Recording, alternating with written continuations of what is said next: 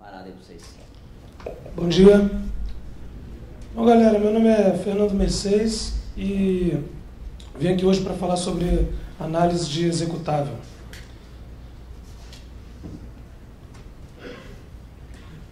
Bom, aqui tem um pouquinho sobre mim. Eu sou consultor de projetos na For Linux, a empresa aí paulista de trabalho com software livre.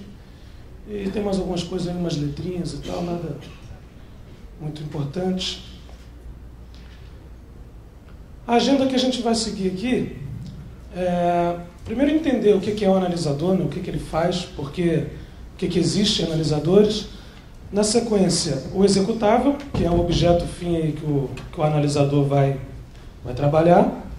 E o estudo do formato, que é o seguinte, como é que eu cheguei numa conclusão, né, que poderia ser feita uma análise. Foi estudando o formato do executável. Então, é meio que um passo a passo, aí, uma visão sobre a trajetória que eu tive. Por último, tem o PEV, que é um software para análise, que eu estou trabalhando nele. Tá? E depois a gente bate um papo, tem perguntas aí, a gente discute um pouquinho, quem tiver dúvidas. Então, vamos lá. O que faz um analisador? Gente, basicamente ele interpreta o formato de um executável. Tá? Então, o analisador ele serve para abrir o executável, fala assim em termos bem simples, né? Ele abre o executável e te dá uma série de informações sobre ele. Ah, mas que informações são essas? Né? Aqui eu coloquei alguns exemplos, não são todas, mas algumas informações que podem ser interessantes para a gente. Tá? Assim, rapidinho, falando de executável, eu estou falando de AXE, de DLL, OCX, no caso de Windows, né? Em Linux seria ELF e tudo mais. Então, isso aqui é uma visão genérica de analisador para qualquer sistema operacional, certo? Para qualquer tipo de executável. A visão, né? O programa que eu vou falar no final não, ele é só para PE, só para executável Windows. Obrigado, graças. Então, algumas informações. Entry point, o início do programa, o ponto de partida, né? Onde aquele programa começa. Isso é interessante saber, para quem não está muito acostumado com a coisa aqui, né? Que o início do código do executável não está no início do arquivo propriamente dito. Então, você saber qual é o entry point, em qual offset, em qual posição, quem é o primeiro byte que vai ser executado quando o usuário lá der 2 cliques e tal, é um ponto, assim, é o primeiro passo para você começar uma análise do executável, né? Onde é que está o entry point dele. A arquitetura, alvo, o tipo do executável, nem sempre está muito claro se aquele executável ali, até porque se a gente está falando de malware, por exemplo, ou de um cara suspeito, a gente não pode executar, em princípio, né, se não tiver no ambiente controlado, executar para depois ver o que acontece. Então, é interessante recolher uma série de informações antes, o máximo que você conseguir. Aí você vê se ele é um executável que vai rodar no console, se é de 32, 64, enfim. O que ele precisa para execução? Geralmente dependência. Né? As seções são as divisões lá, lógicas de um executável, já é coisa do formato mesmo. Proteções, enfim, tem muita informação útil que pode ser extraída com uma análise de um executável. Essa análise, gente, é uma análise estática, né? Como eu disse, é um programa que vai abrir e vai dizer para você alguma coisa. Então você não está rodando o cara, você está interpretando o executável como byte bruto. Tá? Então ela não representa risco. Mas vamos lá, para quem não está muito acostumado, né? O que seria exatamente um executável?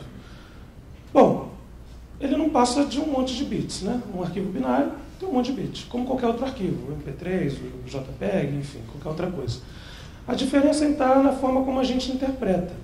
Né? Eu coloquei um exemplo ali de um número com várias interpretações, né? É a mesma coisa, mas depende de onde você está usando aquela informação. Então, assim, se você tem lá no disco aquela sequência binária lá, aquele byte ali, né? Se você está trabalhando com alguma coisa que seja um decimal, 85, hexa, 55. Se for uma instrução ágil, se aquilo fizer parte de um executável, já pode ser o push ABP. É realmente o code, né? O 55 do push ABP. Se for um arquivo texto, aquilo ali é o U maiúsculo. Ou seja, o byte é o mesmo. Está lá no disco, é um byte. Agora, como é que você interpreta que muda tudo de figura, né? Podia ser uma parte de uma imagem, aí seria aí um pedacinho de um pixel, coisa do tipo.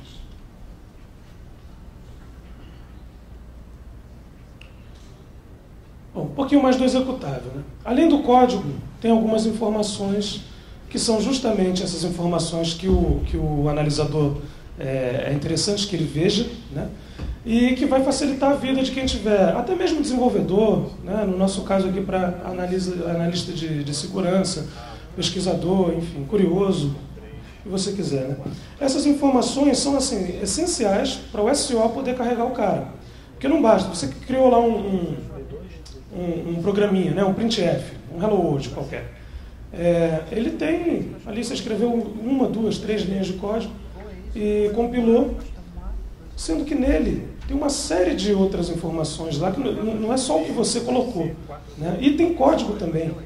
Não é só também informação estática, não. Tem código para carregar, para chamar as funções que você usa, né? Que é printf, por exemplo, lá você vai usar libc, né? As standard lib lá e tal. Então, aquele código ali você não colocou, ó, chama essa função e tal, não sei o quê.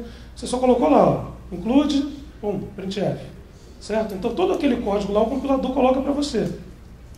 Aí é claro que tem uma série de workarounds, né? Uma série de gambiarras, assim, que pessoas mal intencionadas podem fazer, tá? Para injetar código em binários aparentemente saudáveis. E aí não fica justamente nessa região de código que o usuário programou, pode ficar fora. Entendeu? Aí que tem uma série de perigos. Outro detalhe é que ele pode ser editado como qualquer outro. Então, o arquivo está lá no disco, né? O seu disco, que se preze, né? É read write. Então você você pode editar como qualquer outro arquivo. Geralmente a edição direta de um arquivo binário é usada com o editor hexadecimal, porque é mais fácil de você entender.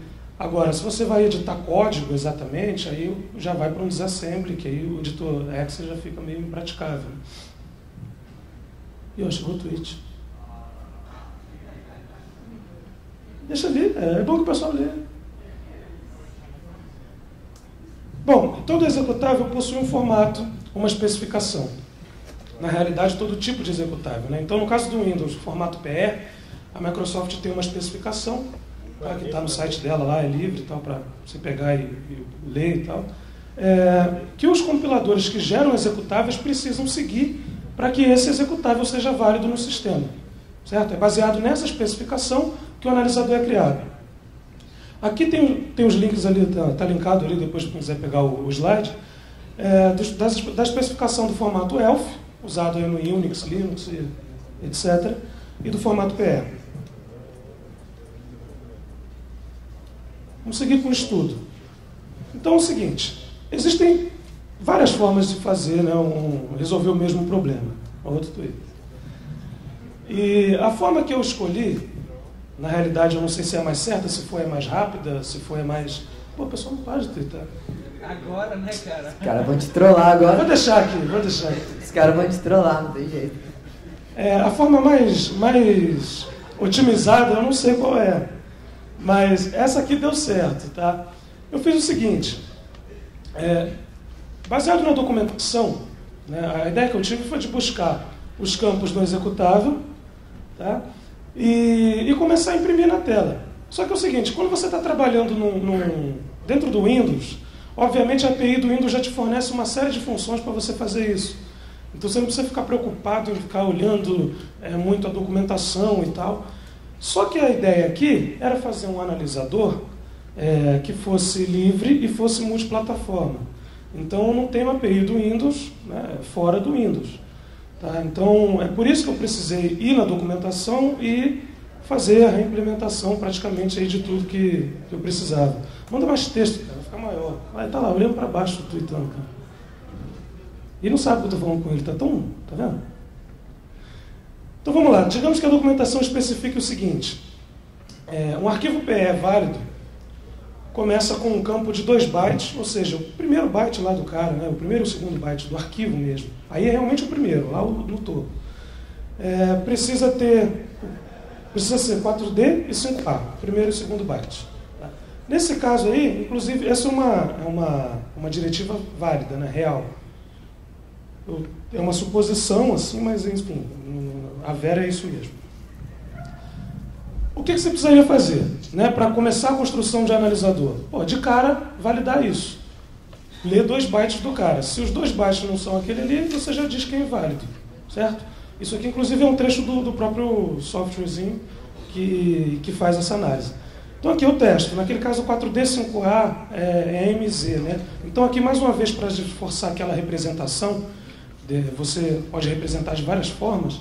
Eu representei o 4D em hexa como M e o 5A como Z, que é justamente o que a gente vê no início de qualquer executável PE. Né? Isso aí, por curiosidade, são as iniciais do carinha que criou o formato. Bom, aí a especificação mais à frente é assim, vai seguindo, né? Ela diz o seguinte, ó, 16 bytes à frente da assinatura PE, aquilo ali não é exatamente a assinatura PE, não. A assinatura PE é chamada outro campo, tá? Mas, como isso aqui é só suposição, 16 bytes à frente tem um campo que o nome dele é checksum e ele tem 2 bytes de tamanho. Então, o primeiro byte do executável tem que ser o M, o segundo tem que ser o Z, pulo 16 tem que ter o checksum, tá? Suposições, tá, gente? A especificação lá abrange quase todos os bytes. Com 2 bytes de tamanho. Então, o que eu tenho que fazer? Ler esse cara, certo? Então, ando 16 bytes aqui para frente, no caso eu pulei mesmo, ignorei os 16 lá que ele mandou pular.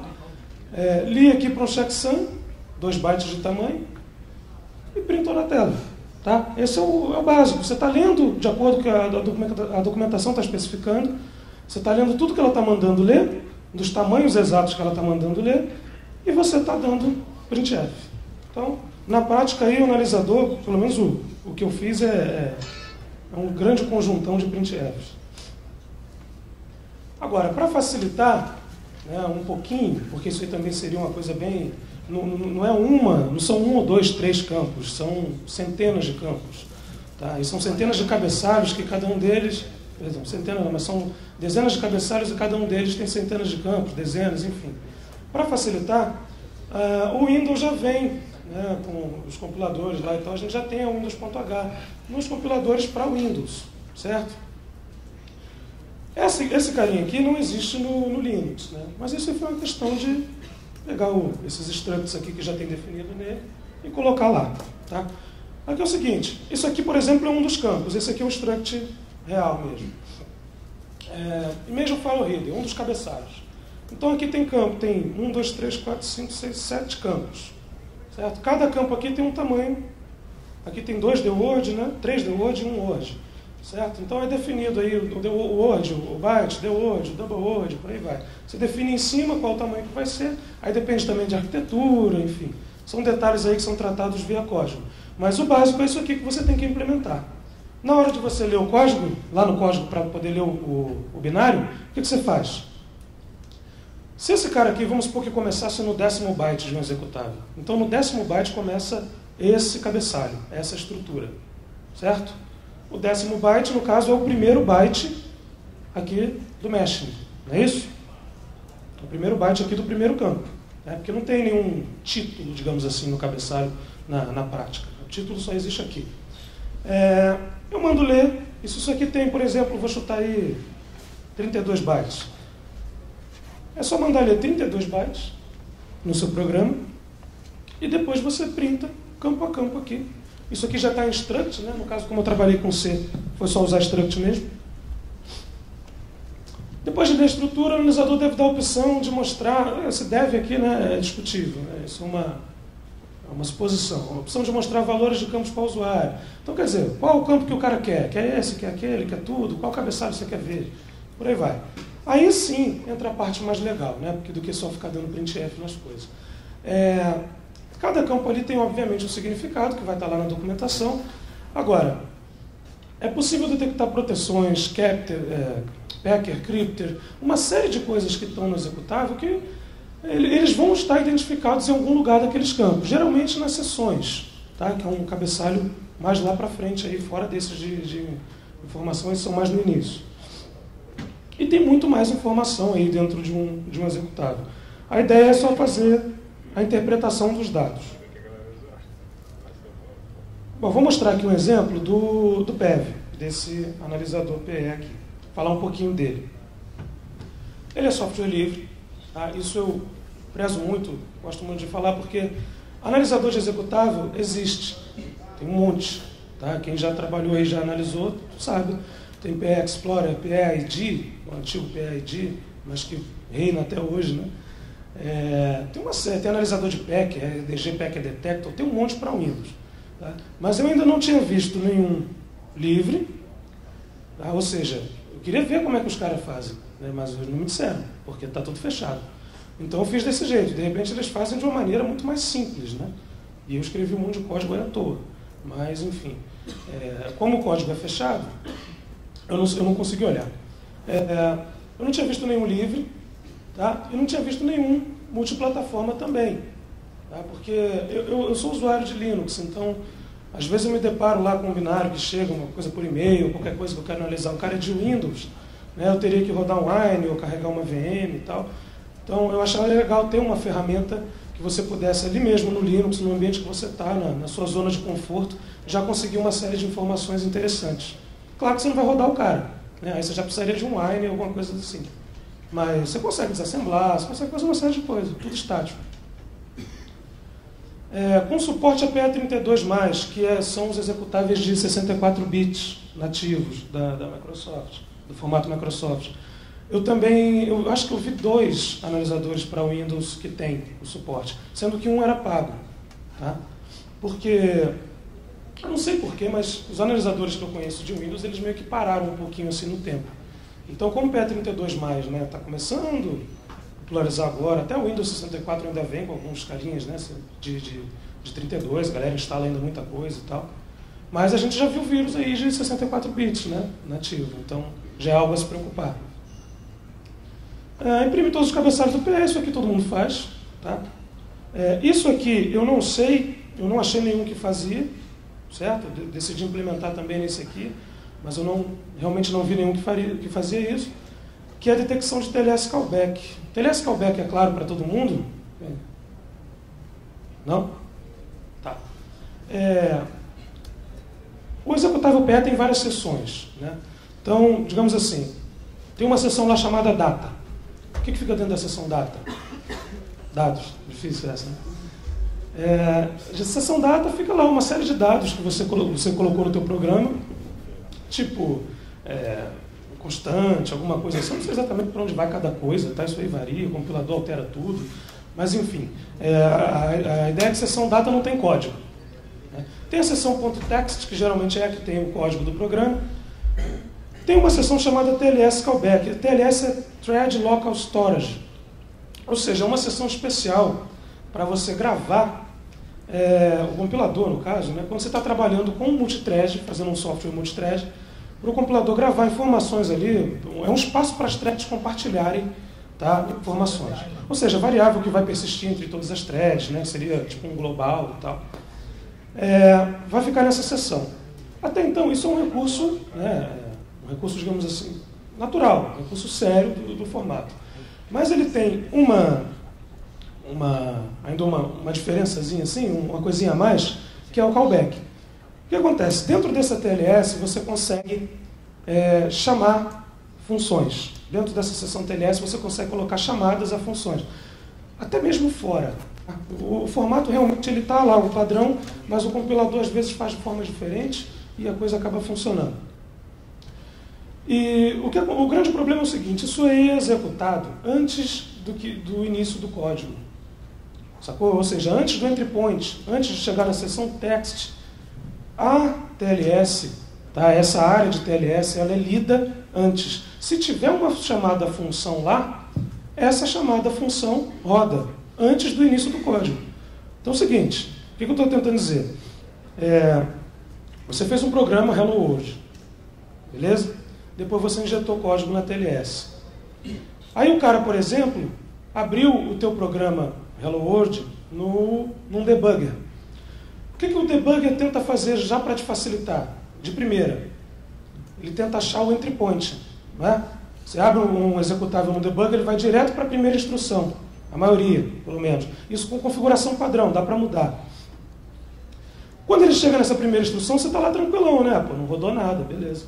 Primeira instrução, vou começar a rodar o executável agora. Então, se ele é malicioso ou não, o problema é dele. Se ele tem TLS callback, já rodou. Então, se o cara, ele pode ser um malware, tá? Que te dá uma mensagem feliz, lá, parabéns, adoro você. Na main, né? na função principal, ele só tem uma mensagem, message box, coisa assim. E, na realidade, todo o código do malware está na TLS callback, numa função que já passou e você nem viu. Okay? Isso é perigoso, porque na hora que você abre um carinha para analisar, pum, já foi. Né? E, bom, eu não tinha visto ainda que detectasse isso.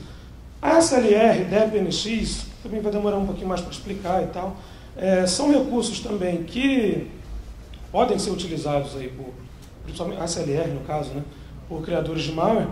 E esses aqui são simples de detectar, na realidade são flags, né, são bits. Então, tudo que o PEV faz, quando esse bit existe, é informar que está lá. Agora, a TLS callback já é um pouquinho mais chato. Você tem que varrer o executável, tem que varrer o binário, ver onde é que está a TLS, se tem chamada, se não tem. E quando eu comecei a fazer essas pesquisas aqui, o que a gente pensa é o seguinte: existe uma seção TLS, então qualquer chamada função vai estar dentro dela. Né? E não é o que acontece. Na realidade, eu não achei, e eu não consegui fazer um binário onde TLS callback ficasse dentro da seção TLS. Fica em outra seção, sempre. Quer dizer, pior ainda, né, a análise. Mas existe, a chamada está lá e roda. Bom, e aqui é um recurso que ainda não está completo, né, que são os resources, é aquela coisa, o ícone que está dentro do binário, tela, mensagem de versão, idioma, uma série de coisas que, por enquanto, o PEV está exibindo só o primeiro nível. Ou seja, ele só está dizendo que existe, não desce, não faz nada, não extrai. Tá?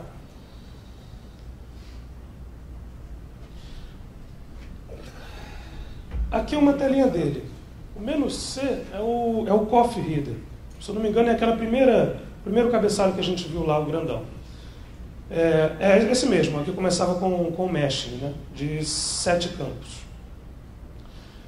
Então, a ideia aqui é justamente o que eu já tinha falado. É lido o struct para um struct, né, é lido a quantidade de bytes exata lá do struct para um struct, e depois rola um monte de printf. Aí qual é a graça? É fazer umas firulas aqui, né? Então, se eu tenho a data aqui, né, um timestamp, aí você usa uma formataçãozinha lá para dizer qual é a hora. Isso aqui dá a hora que o arquivo foi compilado. Tá? Então, é legal ver você não pode acreditar, né, piamente, mas se o criador do malware não se preocupou com isso, você consegue ver se o malware é novo, se é antigo, se foi compilado ontem. Teve um malware nacional, que eu fiz uma análise, tá, no site lá, que era, segundo esse timestamp aqui, né, não é verdade absoluta, mas que era do dia anterior, assim. Era uma coisa, sei lá, de horas atrás. O cara começou a disparar, eu fui um dos primeiros a receber por e-mail as fotos do churrasco. Não fui nenhum churrasco. Aí era um malware assim, bem recente. Número de sessões, uma série de coisinhas aqui. Aqui são as características, aquelas flags que eu falei. Né? A questão da SLR não é aqui, se eu não me engano. Mas cada bitzinho desse aqui representa uma coisa. Então, eu coloquei os nominhos aqui embaixo, né? Tudo que cada bit ali representa. Então já tem uma série de informações. Esse é só o primeiro cabeçalho, né? O COF. Tem mais coisa dá para ver mais coisas, né? Esse RP mostraria os resources, e esse P é esse Product Version aqui, que é a única coisa que ele mostra dentro do RT Version, tá? Que era uma necessidade inicial de mostrar essa versão aqui. Isso era para um cliente que não tem nada a ver com o papo. Acabou virando analisador e tal, mas... Então tem o ícone no offset 28. Então, se você andar lá até o byte 28, tá, do resources, né, não é desde o início do arquivo, não. É desde o início do cabeçalho de resource.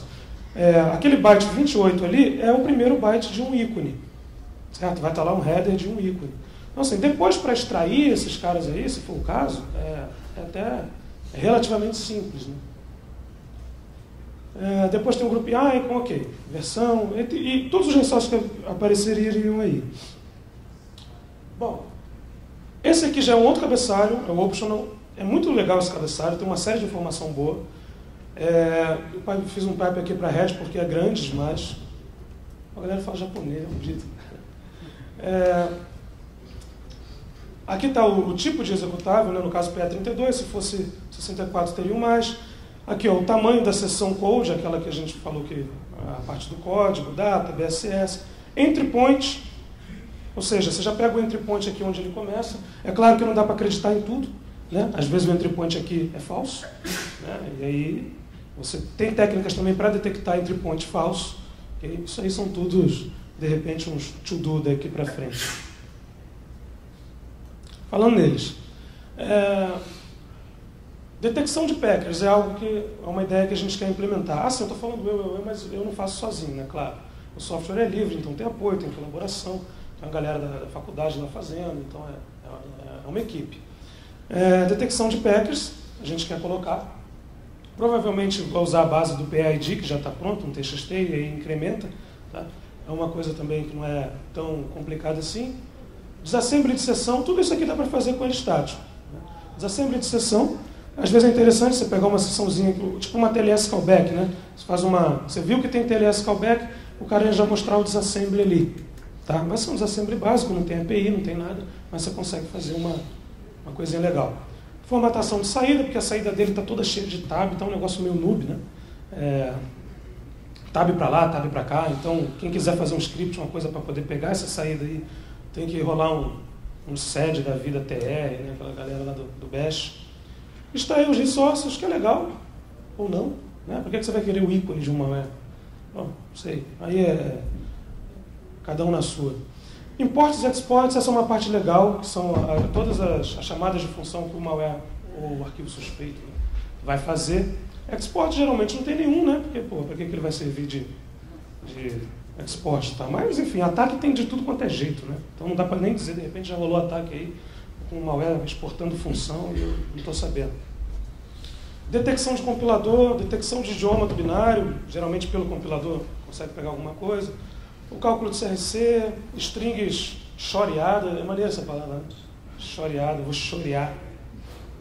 Pode twittar aí para ver o string, cara. Isso é legal, tem muito malware que vem com essas strings assim, criptografadas, com essa criptografia forte aberta que é o shor. E aí dá para detectar que essas strings estão com o shor e fazer o unshor. Aí já, tá vendo? E fazer o shor, né? Você faz o shor e encripta, você faz o shor e desencripta. É legal, né?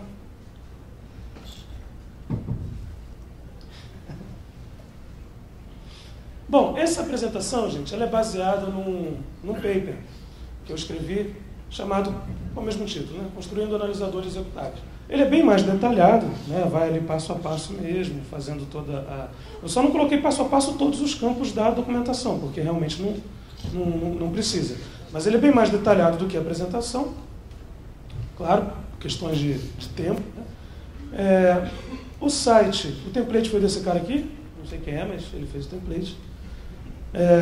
Esse é o site do PEV, ele está lá no SourceForge, então é aberto, código, enfim, está tudo lá.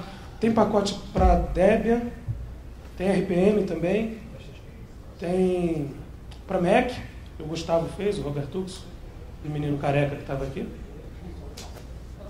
Versão para web. E quem usa Debian, ele está no repositório também. A gente conseguiu colocar ele lá. Então dá para rolar um apt-get install dev aí, ele desce. No Ubuntu ele vai descer na próxima. No Oneric, alguma coisa lá, óculos, Onerico, sei lá. Na próxima ele já vem também. Twitter, beleza. E o site aqui onde está esse artigo aqui, tá? Mas aqui depois a apresentação já está lá. Eu botei para sair 10h20, se já for 10h20 ela já está lá no site. E aí tem esse paper aqui. E agora, era a apresentação rapidinha, né? Mas eu queria ouvir perguntas. Se você quiser, pode até mandar pelo Twitter, é high-tech a parada.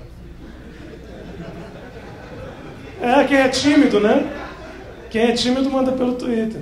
Aqui o cara já perguntou um monte de coisa ali pelo Twitter.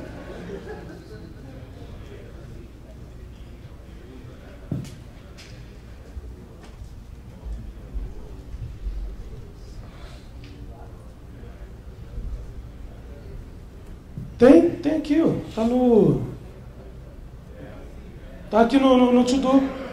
O tipo de compilador... Porque assim, os compiladores têm comportamentos completamente diferentes um do outro, né? Mas justamente por essa diferença ser muito grande, você consegue identificar, por exemplo, que um software é feito em Delphi, sempre. Tá? A não ser que, claro, tenha cripto, tem um monte de coisa em cima, um monte de proteção. Mas o binário, mesmo que todo mundo faça a mesma coisa. Pega aí, VB. Você vai dar uma message box escrito Oi. Delphi, uma message box escrito Oi. C++, uma message box escrito Oi. Todo mundo vai chamar no final a mesma funçãozinha lá do Windows, que é a message box, né? Parece, não lembro. É message box A, né? Todo mundo vai chamar a mesma.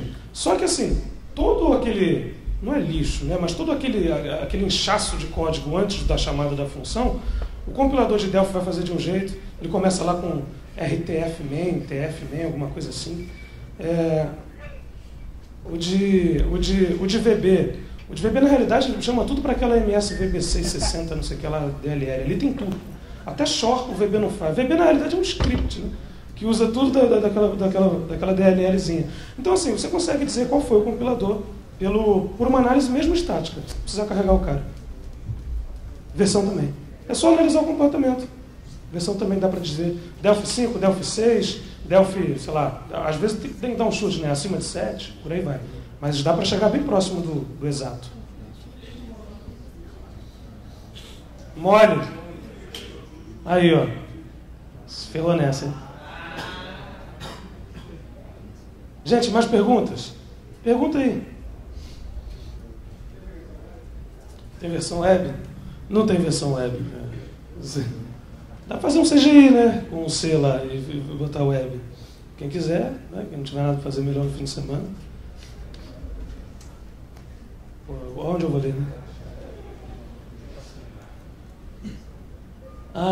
Aqui foi um comentário interessante, aqui, bem inteligente, que as strings deschoreadas, né, podem ser chamadas de strings short-choreadas.